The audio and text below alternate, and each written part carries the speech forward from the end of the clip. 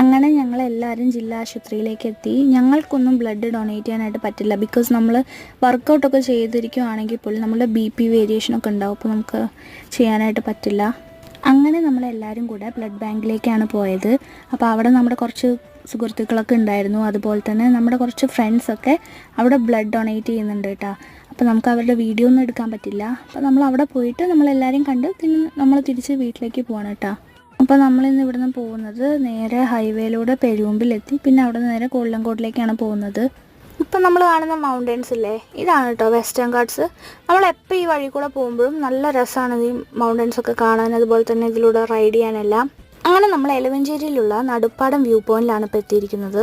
വെയിലായതുകൊണ്ട് നമുക്ക് അത്യാവശ്യം നല്ല ക്ലിയർ ആയിട്ട് നമ്മളുടെ വെസ്റ്റേൺ ഗാട്ട്സ് കാണാനായിട്ട് പറ്റി. നമ്മളിവിടുന്ന് തിരിച്ച് ഒരു 12 മണിയാകുമ്പോഴേക്കും നമ്മളുടെ വീടെത്തി കേട്ടോ. അപ്പോൾ ഇതൊക്കെയാണ് നമ്മുടെ ഇന്നത്തെ വിശേഷം.